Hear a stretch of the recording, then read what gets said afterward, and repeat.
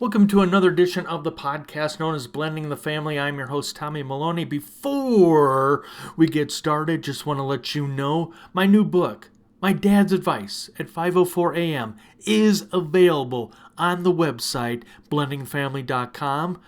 And if you order it from the website, it will be autographed, or you can also go to Amazon and purchase it that way.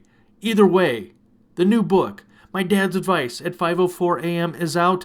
Now, on with the podcast. Really good question. And I would say I am far from an expert on anything parenting. So as I tell everyone, anytime I ever give advice, please use what is useful and disregard the rest. Because that's, it's different for everyone, right? And I mean, I'll tell you, even with 4 children, each one of them needs a different approach and a different, thing to help them. So, I'm just making it up as I go, just like the rest of us parents. So just keep that bit in mind. But so I'm gonna use my daughter Riley as the example. So Riley is 17. Um, in the last 18 months ish, Riley has had 2 suicide attempts. She is with us. She's doing well. But of course, that is terrifying. As a parent, as a teenager going through that, everyone involved, that is terrifying. We've had to learn a lot in that process. Learn a lot about what helps her, what doesn't help her. Welcome to another episode of the podcast known as Blending the Family. I am your host, Tommy Maloney. Today, on this episode, we have Justin Kruger on the podcast thingy.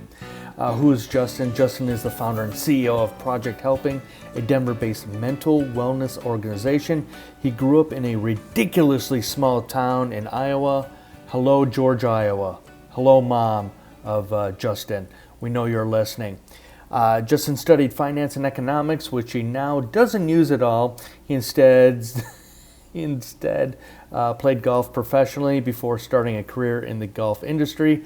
Over 15 years, he did all the jobs one could find in the industry, most notably staying with Ping Golf for almost 10 years. I would love, just to say, I would love to have a set of Ping golf clubs. So if anybody's listening, his personal struggles with mental wellness led him to leave the golf business and behind to start Project Helping. And you can find Project Helping at projecthelping.org. And Project Helping, this is me speaking, me, Tommy, is a fantastic organization. And you can find Justin on LinkedIn. You can find him on the social at Instagram. So Project Helping. Whew. How are you doing? You doing good? I am actually struggling. Speaking of mental health, I have been on the road. At the time of this recording, I won't be home for another week, and it will be 3 weeks on the road. And as I was editing Justin's episode, it really helped me because I needed something to pick me up. And going back, listening to this episode, I hope you find some value in it, and I know you will. And I know a couple of things that Justin talks about. He talked, the little teaser I have about his daughter, and he talks about his own struggles. But it is a fun episode.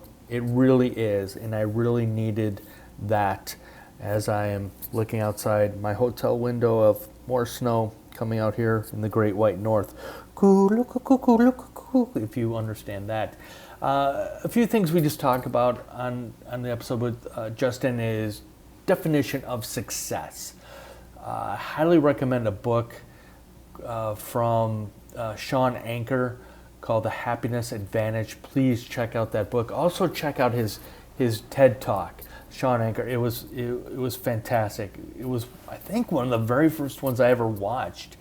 And obviously we talk, Justin and I talk a lot about mental health. We talk about mental health from a parenting point of view. We talk about mental health from we men, our struggles. And also, again, Justin talking about his daughter. So I hope you really enjoy this episode. And again, check out Project Helping. They are doing so many amazing things, and I really feel that you will be compelled to be kinder. I feel that you will want to hopefully do some work by serving others. And you'll hear my story as well, how I get to do that from time to time with my wife when I'm not traveling this much. There are going to be maybe kind of, sort of, I don't know. I'm playing around with some changes to this podcast. I'm also thinking about maybe putting a halt to it or taking a break. I don't know.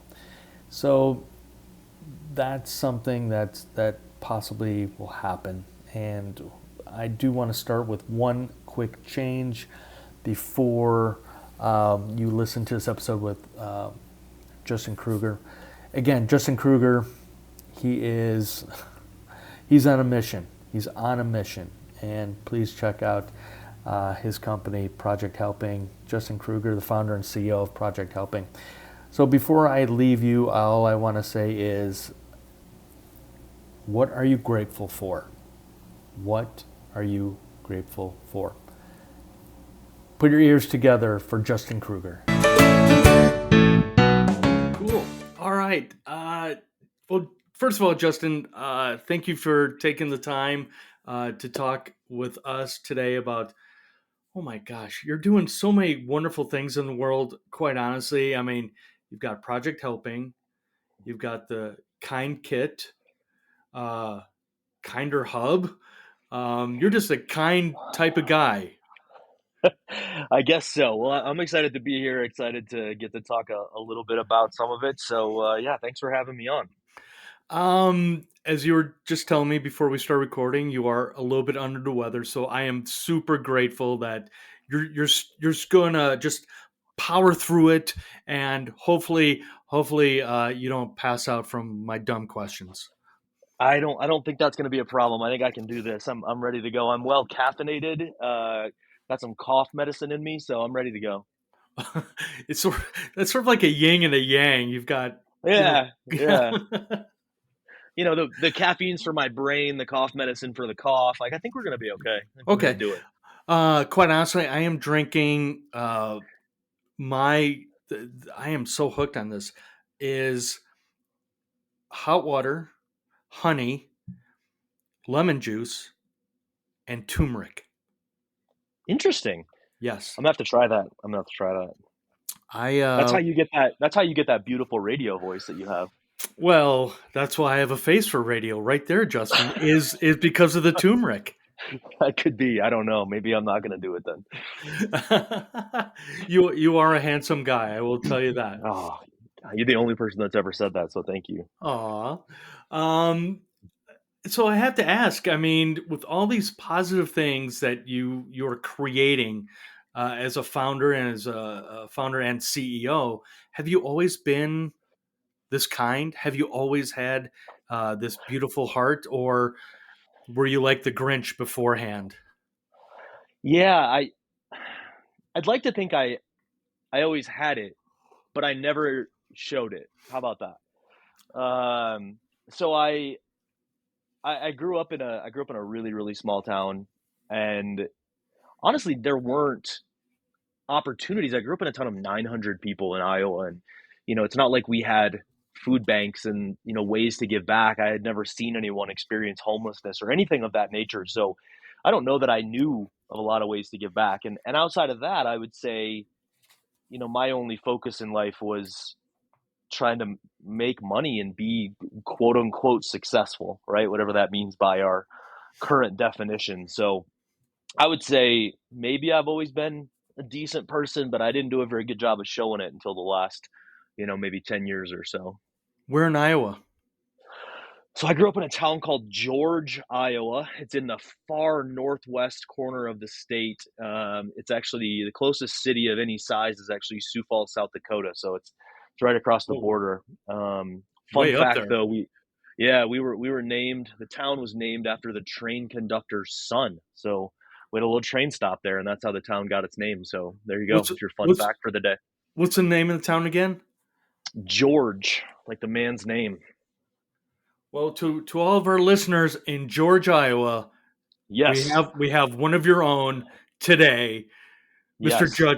Justin Kruger. So give it up, George, There we Iowa, go. for Justin. I can hear the singular applause coming from my mom, probably. Well, at least it's one, right? Hey, I'll take it. I'll take it. Let me ask you this because you brought it up. What, and I'm going to put you on the spot here, Justin. Sure, sure. What is your definition of success? Well, it's definitely changed a lot over time.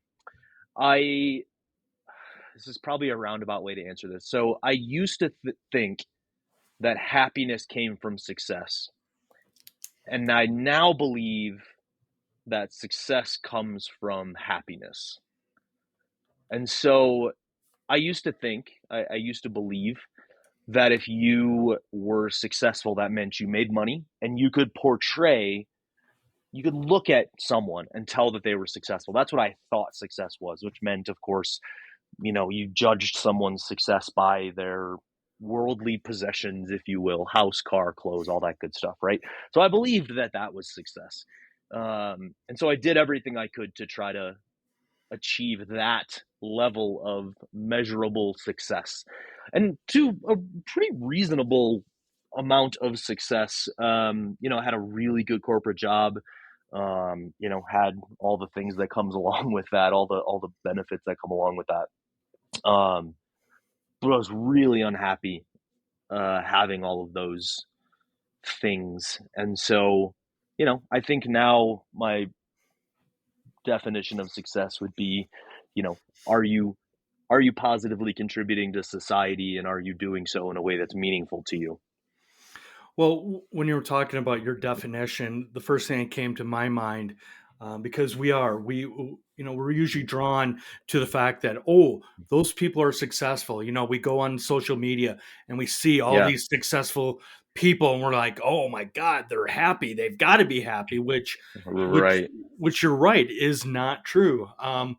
One of my favorite books, one of my favorite authors, speakers, researchers, I guess, Sean Anker.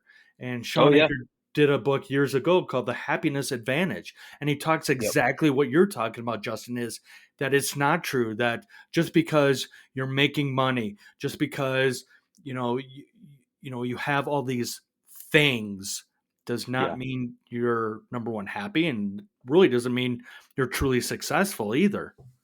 100%. Yeah, I love Sean's work. I've read, I think, probably most of his stuff at this point. So, yeah, I fully buy into that as well. So let's take a step back before we get into these beautiful businesses you have created. So back when you had the job as the Yeah, territory manager, yep, from when you and I first talked, um, this is where things started to, I don't want to say fall apart, but realistically, this is where things started to change. Correct? yeah. I really, in hindsight, started to struggle with my mental health when I was in probably late middle school. Late middle school, early high school, which is not an uncommon time for people to start struggling. And I say in hindsight because I don't know that at the time I knew that or would have attributed it to any sort of specifically like, oh, I'm struggling with my mental health, but just that I was struggling with stuff, right? Like as a young teen, that's probably as far as I was able to get. But I always believed that the things that I was struggling with, the stuff that I was struggling with was a result of, I just need to be able to, have more stuff and then I'll be happy. And so I, I kind of the first like really great job that I had was with Ping. With the golf club company Ping, and I was a huge golfer. I played golf my whole life, and my dream was to play golf for a living. And so getting to work for Ping and getting a sales territory manager job was like the next best thing. And I was over the moon when I got it. So excited, like, okay, gosh, I'm gonna finally be happy. This is it, right? And then you quickly realize that that's not where it's at. That's not what's going to do it. That's not what's going to make you happy. And so, I think the more successful I became in that role and in subsequent roles, more I struggled, because it was like, all right, well, this was the thing that was supposed to do it. It was supposed to make me happy, and it isn't. And I think that sort of sense of diverging paths caused this feeling of sort of being lost, right? Like, what am I doing? Like, my sort of personal belief in what was supposed to make me happy and my professional success are going in two opposite directions. And the farther that chasm grows, the harder it becomes. And so that was a really difficult sort of stretch where it was like, man, this was supposed to be it, right? This was the thing. Everything was going to be great. And now I'm struggling more than I ever have. So yeah, I think that, like, sort of duality of living those sort of two existences simultaneously was incredibly difficult. Can you go back to grade school and high school, or middle school, I should say, in high school? Can you recall anything that really started to trigger, your mental health? I mean, I look back at mine, and one thing that always stands out, um,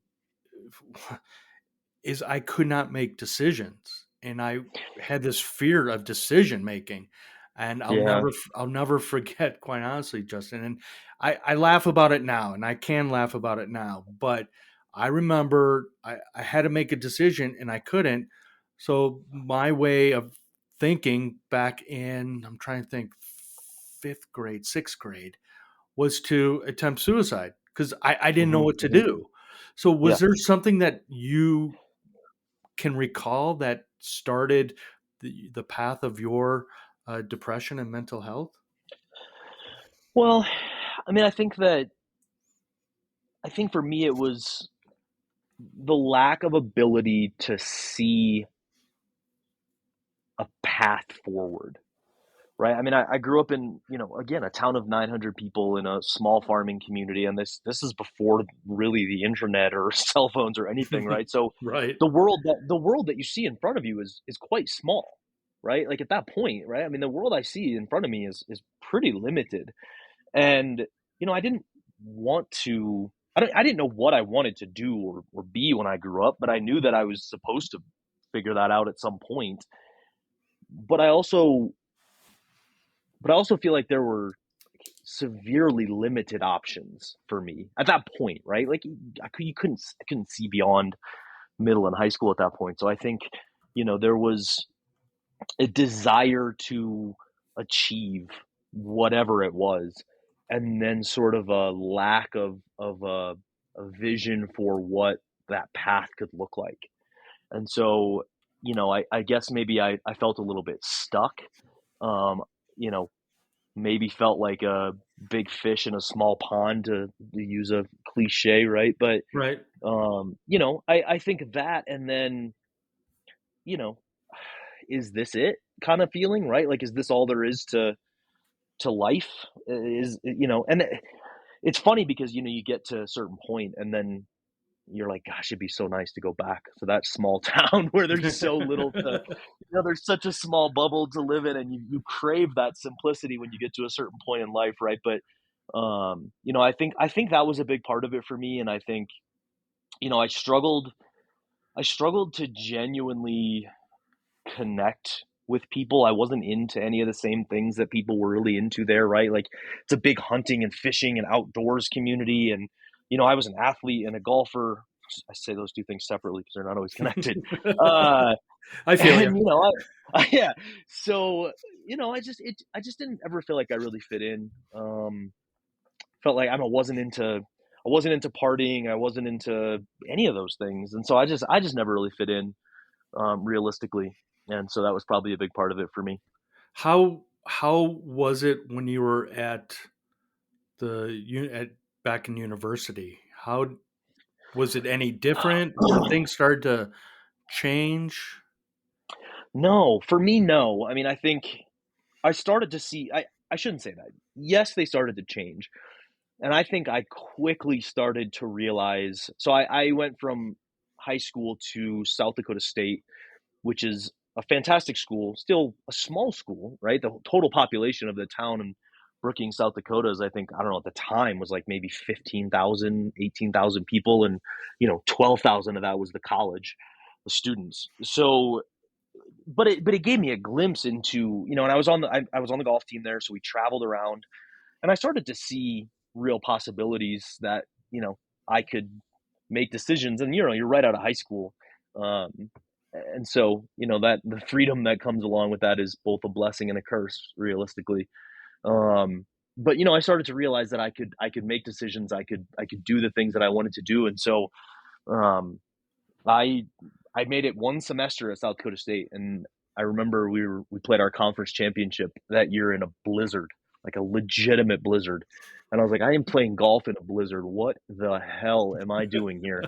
So I was like, I'm moving to Arizona. And so I moved back home for a couple months just to work a little bit and save up some money. And I was like, you know what? I'm going to do something big. Like, I'm going to do it. And so I packed up and moved to Arizona. I rented an apartment online. We finally had the internet at that point, dial up, have you, but I rented an apartment online and I moved to Arizona, sight unseen. And I was like, all right, I guess I'm going to go try to do something worth doing. So yeah, I quickly realized that I could make my own decisions and could do a bit more. And that's kind of how I ended up at Arizona State, was that wild and crazy decision.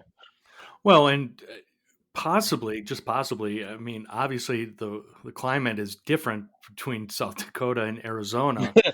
No question. So it's possible that because of the climate different, that could have been a positive benefit for you.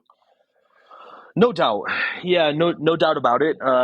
Yeah, I mean, you can say the literal climate was different and the social climate was different between those two places. So everything about it, going from South Dakota State to Arizona State, is a real culture shock.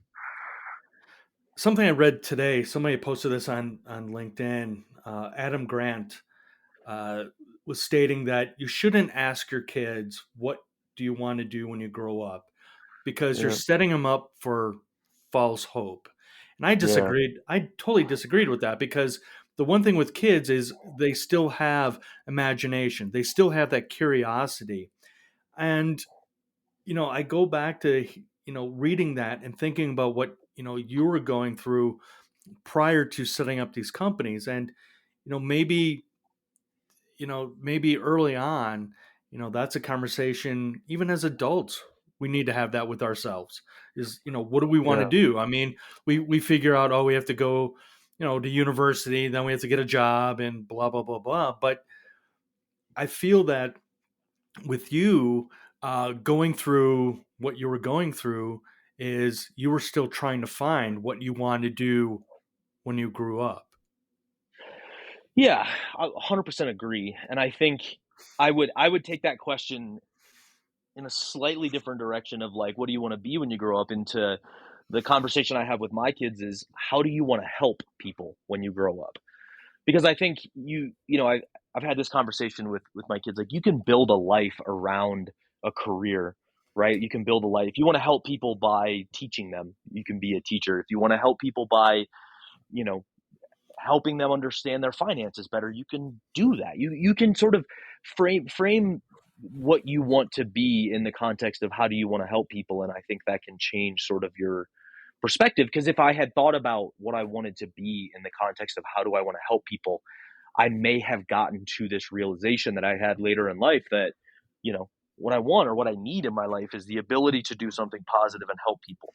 And I wasn't getting that from being in the golf industry, right? And that's no fault of the golf industry or the company I worked for or anything. It's just what I needed was the ability to help people, and I didn't realize that.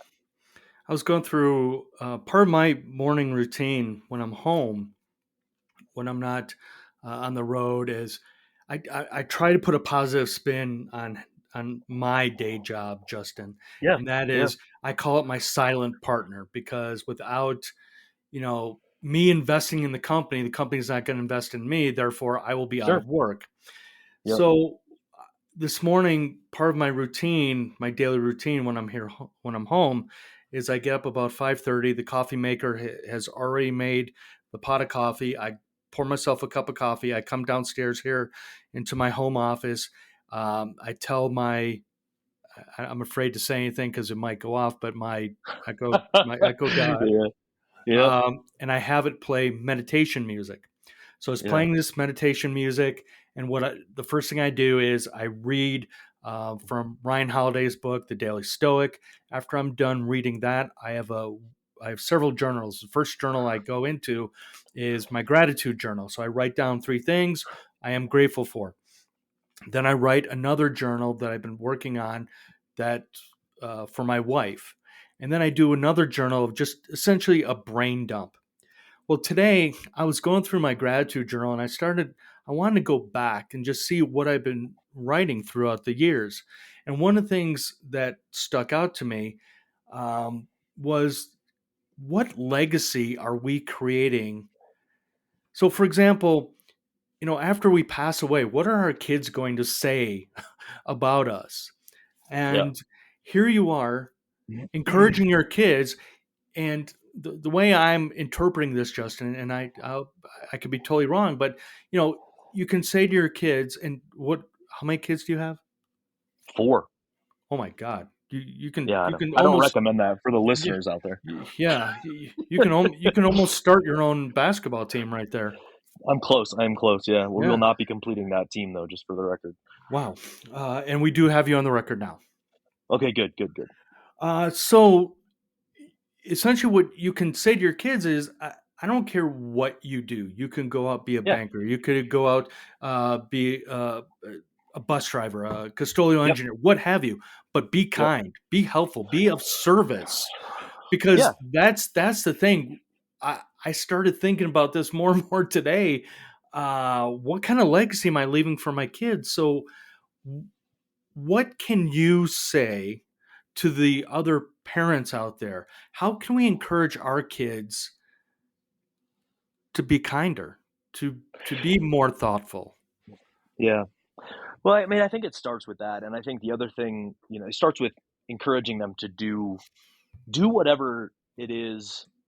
And I always say this with an asterisk, right? Do what it is that makes you happy, as long as it's not hurting someone, right? Because whatever it is that makes you happy is pretty open ended. So just to be clear, right? Like, do whatever makes you happy, as long as you're not hurting anyone, including yourself. So that takes out, a lot of the things that are like, yeah, but if you do whatever, okay, I get it. But let's just put the caveat there. You're not hurting yourself or anyone else. And then we're good. The other thing I tell my kids all the time is life is really simple when it boils down to it. And I think it's a matter of giving them the freedom to fail. Yes. And what I mean by that is I tell them all the time, right? Like, they struggle with their things. And my daughter in particular, my older daughter of the 2, has really struggled with her mental health. And, she's a lot like me in that she's very difficult on herself. She's very hard on herself and very critical of herself. And I'm like, look, it's really simple. All you can do is try and fail and be kind in the process, try to help people in the process, and then repeat. And that's it. That's all you can do, right? You do your best, you try some things, and then realistically you're going to fail at most of them, and you're going to learn something. And as long as you were trying to help people in the process, then you try it again, and that's it. And then I think and I have 2 children now, one child and another one close to being of college age. And it's I tell them all the time, like, you need to be prepared for multiple careers in your life, right? Like, you're not realistically gonna at 18 or 17 probably decide, like, okay, this is what I want to be, and then do that your entire life. Some people do, but I think the majority of people don't. So inevitably what that means is you're going to try something, a career, a path, something, and probably have to switch it up at some point. So I think, get ready to fail is kind of the thing that I tell them all the time. You're going to fail. That's okay. Really, it's about how you handle that. And what do you learn from it? And it's so important too, because I feel that, again, as adults, we forget about our curiosity and we forget about our imagination. But learning how to fail early and often, that just is going to help you, career-wise. I mean, hearing no, for example, and going, all right, no means next, or no means yeah, whatever. One thing you were talking about, being kind, I think that along those lines, being kind to yourself is also Yeah. important. Oh yeah, no question about it, right? And I think that's the thing is it's like I said, do your best and do whatever makes you happy as long as you're not hurting yourself or others. And so I think that that part of like, including don't hurt yourself, and that is how you talk to yourself, how you treat yourself when you fail, how you treat yourself when you're struggling. Those things are all vitally important in sort of your general outlook on life for sure. Justin, I know you're, I don't know, less than an hour away from, we're both here in the Colorado area. I really need Yeah. you to come over to my house and follow me around because I've noticed this whole week, I keep saying to my wife, "Oh, I'm an idiot. I'm stupid. I've been doing some, in my opinion, I mean, just little things." Oh, And she's like, "Stop saying that." I'm like, "Well, I screwed up." She goes, "Don't worry about it." I'm like, "But I yeah. do." Okay, yeah, but I mean, here's the thing. I let me just be clear. I'm very good at do as I say, not as I do, because I'm still very hard on myself, right? Like I expect myself to be perfect, and I expect everyone else to fail and be okay with that. So I am still a wee bit hypocritical as it relates to that, but I'm trying to be better about it. I'm trying to be a little bit more patient with myself, but I am far from being an expert on that as well. Well, I think it's a good segue to talk about, what you have accomplished. And, here you're talking earlier about, you're working in a corporate job and you personally probably think it's the end all be all. I get Yeah. to play golf, and then here I am at one of the premier g- Yep. golf club makers of Ping, Yep. and you said to yourself, "You know what? I'm gonna go start and create a company." Yeah. Yeah. I mean, man, I'll tell you. Yes, first of all, yes. I mean, that job I got that job I started with Ping when I was 22, and I got that sales territory at 24, right? And so I got a job at 24 where they were paying me way more money than I should have had access to, frankly. And I was like, man, this is it.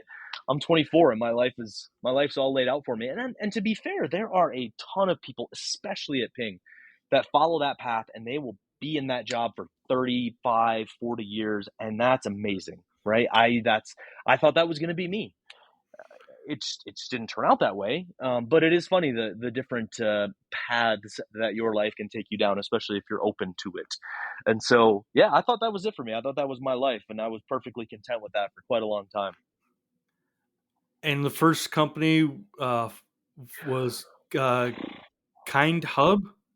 Well, yeah. So I mean, technically, I've only started one company, and I've sort of started these other programs within our company, but it's really kind of three separate businesses. So, however we want to look at that, but Project Helping was first, and I honestly did not set out to start a company. That was not my intent when I started this. I was in a really bad place with my mental health, and I had tried all of the traditional treatment, if you will, therapy and medication, and it all helped to some degree. Um, but it still felt like I was missing something. And at a time where I was really in a bad place, ironically, I had started dating someone because it seems like a healthy time to start a new relationship, right? Exactly. Uh, I mean, you yeah. have plenty of baggage. Oh Women God. just want to be all over a guy that Oh yeah. has hundred mental percent. issues and all that. Yeah, come Oh, on down. yeah, yeah, yeah. I mean, I was a hot commodity, right? So I had started dating someone, and we had only gone on a few dates, and she was fantastic, and she invited me to volunteer. I'm still working for Ping at that time, and it's like our third date, maybe fourth date, and it was far too early for me to sort of dump all of that baggage, right? So it was still very much in the everything's fantastic phase, but I went to volunteer only because she asked, and only because you don't want to be that guy that's like, yeah, no, I'm not into that, right? Like that's not going to bode well for you on date 3 or 4. Like, no, I'm not into that, right? But I went, and I actually remember we were building a garden through this nonprofit in Denver called Revision International, and they build like sustainable gardens in food desert areas. And so we were building this garden, and I am horrible at gardening. I don't particularly enjoy it. But of course, we all know why I went. I went and, they started explaining what we would be doing and who we would be helping and how we would be helping them. And I was really surprisingly, like, really moved by this experience of hearing that I was going to get to do something that day that was going to help someone. And it was just such an unexpected feeling and experience of like, you know what, like I can actually do some good, right? And I think, it had been so long since or maybe forever, since I had really realized that like I could do things that could help other people, right? It didn't have to be about me making money and me being recognized and me winning awards and being successful, quote unquote successful, right? But that I could help people. And that just, it sounds so cliche, but it was such a genuine light bulb moment for me that I was hooked. I was instantly hooked. And this woman I was dating is now my wife. So I can tell this story very honestly. I want to take a quick break just to remind you that my new book, My Dad's Advice at 5:04 a.m., is available on the website, blendingthefamily.com. And if you order it from the website, it will be autographed. Or you can go to Amazon and also purchase the book. Again, the name of that book, My Dad's Advice at 5:04 a.m. Now, let's get back to our guest. Shall we? Let's. We were there and we were doing this gardening thing, and and I'm actually pretty handy. I like to build things, but I'm not much of a gardener. And so I'm like, God, they really need some trim and for the walkways, and they need bark and all this other stuff. And I was like, I'm gonna go to the store and get it. So I just like left. I didn't say anything to anyone. I just left, and I went to the store to get all these things I thought they needed, and I was just like gung ho. And that's just how my personality is. And I remember at one point I got back and she's like, "Where were you?" And I was like, "Oh yeah, I kind of, I didn't really say anything, did I?" And so I'm on like the third date with this person. I just bailed. I was like, "Oh my God, this is so bad." But I started volunteering as much as I could, sort of anywhere and everywhere that I could. And it was benefiting me as much as anything else. Like the sense of purpose and the sense of connection I got from it was genuinely a lifesaver. And at the same time, I started to get really frustrated with how hard it can be to go volunteer sometimes. Like if you just want to go do something good, it sometimes is a little bit more laborious than it should be. And so that was really this drawn out version of like, this is really good for my mental health. This has potentially saved my life as much as I was struggling. And why is it not easier, right? Like why it should be easier to help people. And so that sort of those two things came together in this concept for Project Helping, which was, let's talk about that. Let's tell people how good volunteering is for you. And if we're going to do that and we're going to position it as a mental health tool, then we have to make it accessible. We have to make it easy. And so almost 13 years ago now, this whole thing started as just a little side thing. Like I built what I almost guarantee is the world's worst website that anyone's ever built. And like kind of put some of this messaging up there and just sort of said like, hey, we're going to start hosting these little gatherings on the weekends and we're going to go volunteer together. And a few people showed up and then a few people more and a few people more. And this thing just sort of started taking on a life of its own. It got to a point where it was like, okay, I mean, I'm now doing it. First it's once a month and then it's once a week and then it's both weekend days. And now it's in the evenings. And it's like, man, I either need to like hire someone to run this thing or I'm going to have to quit my job and make this a real thing. So, I didn't set out with this idea to be like, this is going to be a company. I set out to be like, oh, let's see if some people want to do this with me and it'll be a fun little social club. And then now we're 13 years later and we have 30 employees and we do, 1,200 events a year. So everything else, the Kind Hub platform, which is like a tech platform, a social network for doing good, and Kind Kits, that all sort of came out of this very simple, singular mission that volunteering is good for you. It's good for your mental health. And we should make it ridiculously easy for people to access that mental health benefit. And so everything that we've built since then has been from that one very simple idea. So explain what is Project Helping, because I know you Sure. I mean, I know what you do. So yeah. So I mean, we're a nonprofit. Everything we do is under the umbrella of the Project Helping nonprofit. And really what our mission is to give people meaningful volunteer experiences. Everything we do is based on that. So we host, like I said, next year will be about 1,200 volunteer experiences in what'll be, by the end of this year, it'll be 8 different markets in the U.S. We're based in Denver, but we're expanding rapidly all over the country. So we go and partner with nonprofits. So, for example, in Denver, there's Denver Rescue Mission, and they serve meals to people who are experiencing homelessness. So we take a group of folks there once a month, and we are the volunteers that serve the meal. So our mission there is, you come to our website, you have thousands of events to choose from. At any one time, I'll say hundreds, that are up live on our site, and you pick an event that works, that's close to you, it's easy for you to access, it works for you from a time standpoint.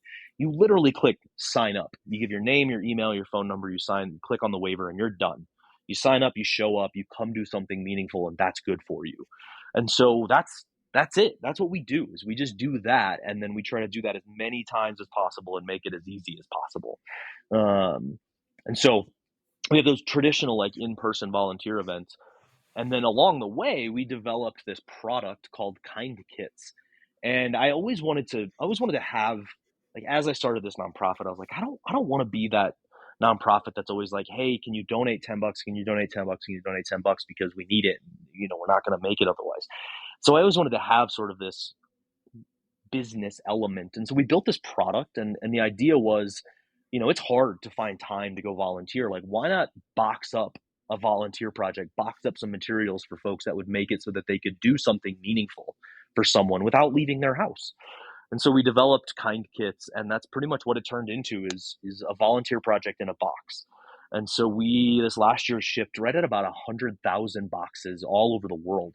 And they're volunteer projects in a box. So it was really just take our mission, put it in a box so that it's something you can have delivered to you. And there's your sort of, mental health break right there, delivered to your door. Can you give us an example? What's in the boxes?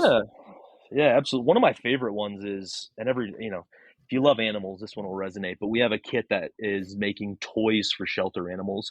So Aw. you order yeah, exactly. Yeah, you order your toys for shelter animals kit, and you get it. And it has all these raw materials, right? So when you open the box, it's literally just like some fabric strips and some rubber bands, but they're all cut to very specific dimensions. And we do all that prep work ahead of time. There's a bandana, there's markers, there's all sorts of stuff in there. And so you scan the QR code, you get the online instructions, there's videos and how-tos, and you go through, and by the end of it, you'll spend roughly 60 to, so an hour to an hour and 15 minutes, and you will have made 2 dog toys and 2 cat toys and a bandana for a shelter animal, with those materials that showed up in a box at your door. And you build those things, and you've now spent an hour volunteering to make these things that go to a local shelter.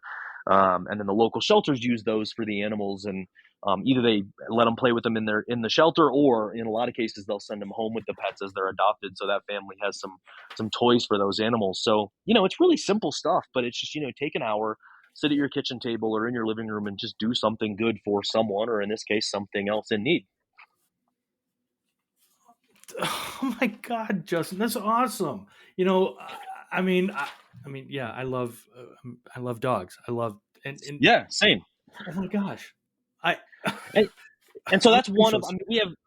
we have 40 different kits, right? I always use that one because it's such a simple example, but we have kits that benefit kids in the children's hospital. We have kits that benefit people experiencing homelessness. We have literacy kits. We have STEM kits, but they're all designed with nonprofits and with the organizations or the individuals that are going to receive them. They're the ones that help us decide what's in the kit. So we send them to you, you build it, and in most cases people send them back to us, and then we take them in our warehouse, we check them, and then we distribute them in bulk, hundreds and hundreds at a time, to these organizations that need them. And it's great because they've helped design it, the organization, individuals have built them. And to be honest, we're very fortunate because we had this concept before COVID happened, and it just exploded during COVID. So people had a way to do something good from home and be safe about it. So it's been a wild ride. I'm just flabbergasted. I mean, that is just because one of my past guests, Denise Bole, she is a animal advocate, Oh, and awesome. we were talking. She's out in up in Boulder, Okay. and we were talking, and I was asking her about, is it beneficial to, or let me phrase it this way: how can we humans uh, help, shelters? And she said, you have to start at the local level first, because Yeah. that's, start local. And as you're talking, I'm like, I've got to get Justin and Denise connected. I mean, I'm just like, Yeah, absolutely. my wheels are turning, going, this is so beautiful. I mean, it's exactly like I said, you're volunteering at home and, doing good. I mean, I'll be quite honest with you. After you and I talk, I'm going to go upstairs and go hug my dog and my other my There you go. wife's nephew's dog. And if I find the cat, I will hug the cat too, because There you go. it's just, I'm just, the only thing I could say right now, other than my head is spinning, is so grateful that, our pets are here in a home, in a loving, caring Yeah. environment. Yeah. And but at the same time, I get to hear you talk about, not just, yeah, I'm a bleeding animal rights person.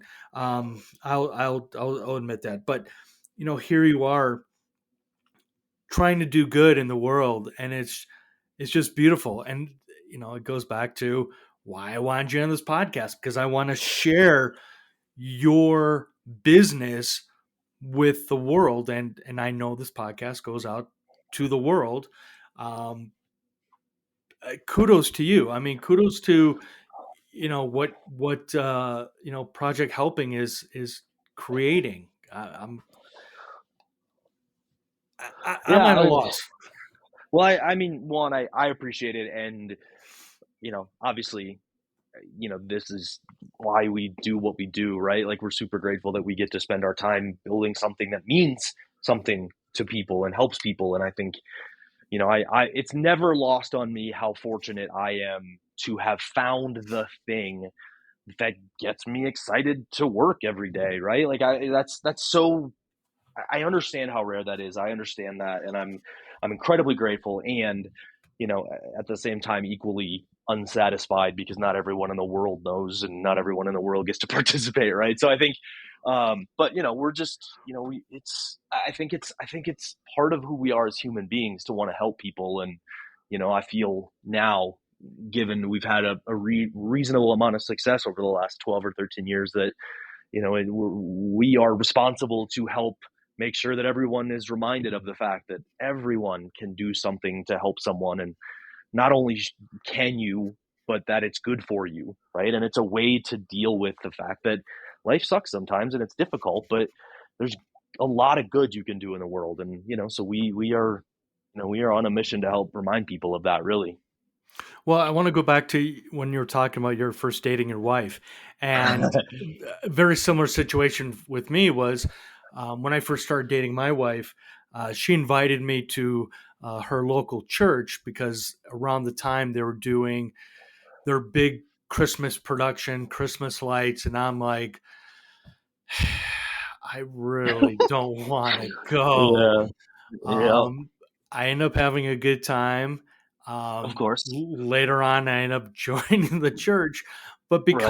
because of that, then she does a lot of volunteering herself, because she's a member of Kiwanis Yep. International, and Yep. so there are times where she'll look at me and go, "Hey, I'm doing X, Y, and Z today. Do you want to come with?" And I'll look at her and I'm like, "There's only one right answer. There's Yeah. yeah." Yeah. and Obviously. Right. and you drag your feet. You're like, oh, I'd rather Mm. be watching something stupid on Yep. TV. But it's like Yep. you said, once you get there, and the energy, and you're just helping, and other people are helping, Yeah. it's so contagious. It's hopefully not as Yeah. contagious as the cold you have right now, but it's Well, contagious in a better way. yeah. Right. Good contagious. Let's say good contagious. Yeah. That'd be a good band name. Good contagious. Let's start it. I don't know how to play I a think that's musical great. instrument. Same. Okay. Um, So yeah, I mean, but it is true. I think that, we do and we can lose sight of the fact that we can all do stuff to help people. And I think that I think it's one of the reasons that we struggle. One of the core reasons that people struggle is, they don't feel like they're doing enough good in the world. So I think if we can remind people of that, I think it goes a long way. I want to try and pick your brain a little bit. Coming from the dad point of view, Yeah. and you being I would say an expert with 4 kids. What are the age ranges? Oh, I have no idea. Okay, good. No, I'm just kidding. So our oldest is 19 and our youngest is 10. So we got 19, 17, 14, 10. Wow. Yeah. So as a dad who has struggled with mental health, and I know you touched upon it with your oldest daughter, Yep. how can you today give some recommendations, some other suggestions to parents, especially again the ones like you and I have talked about? We have our own mental health Yep. struggles. Having those conversations with the kids, how can you help with that, navigating that conversation? Yeah.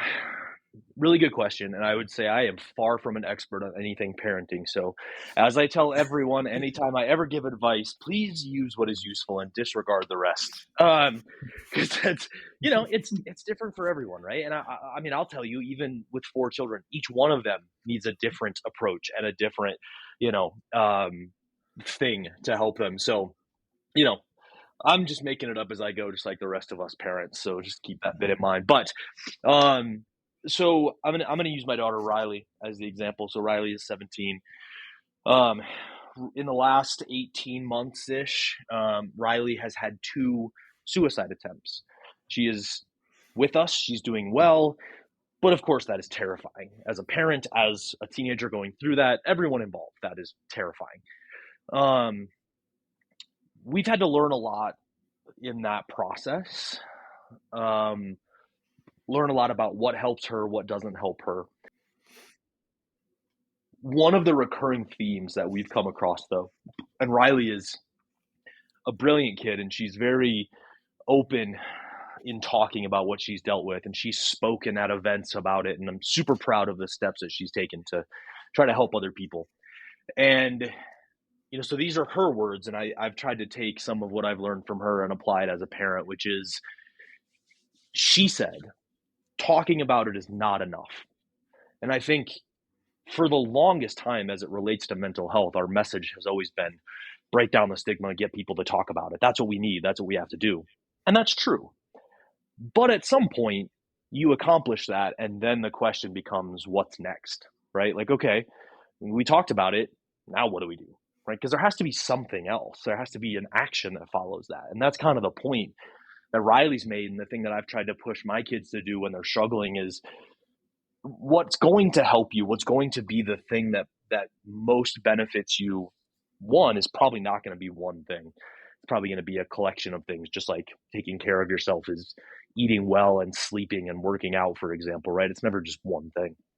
But her thing has always been like, I'm going to talk about it, but then I'm going to talk about it so that we can explore what it is that I can do that's going to help me. And so that's been a big sort of ongoing theme with all of our kids, is like, that's great. Like, you can come talk to us about it and we will talk to you about it anytime, any place, anything you want to talk about. And then what are we going to do? Right? Then we have to give you access to resources, or you have to try things, and you have to try things with the understanding that they're not all going to help you. Right? Like for Riley, working out is a thing that really helps her, and journaling is a thing that really helps her. Those things are not necessarily helpful for me as it pertains to my mental health, but she has found that just through exploration. So, I think you have to be willing to talk to your kids about it. And as someone that struggles, the ways that Riley struggles, there's similarities and there's differences in how she struggles versus how I struggle or have struggled.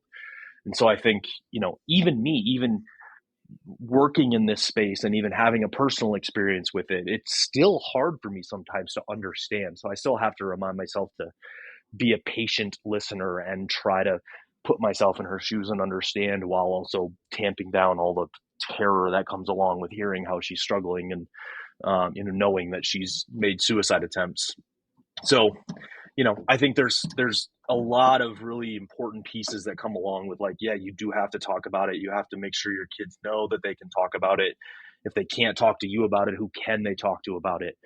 And then, right? And that's the big thing. Like, then what? Like, what are we going to do every day? What is your plan? What is your plan of action for when you're struggling? So the biggest thing for us as a family has been to try to help our kids build that sort of toolbox of things that help them. So explore it, think about how it makes you feel, talk about how it made you feel to do that thing, check it off as a good thing or a thing that doesn't help you as much, and let's start to build those tools and resources for you, so we know that when you're struggling, here's the things you have access to. How do you de-stress, Justin? I mean, here you are, your company is about serving others. So that's a high for you. And then having to deal with, reality, your family Yeah. and the struggles that Riley goes through. So how do you de-stress? It's a good question. I have some hobbies that I'm really into. Ironically, golf is not one of them anymore. But I have a little workshop in my garage. I love to do stuff like that. I have a small number of hobbies, and one of my hobbies is doing absolutely nothing, which I'm really good at and quite enjoy.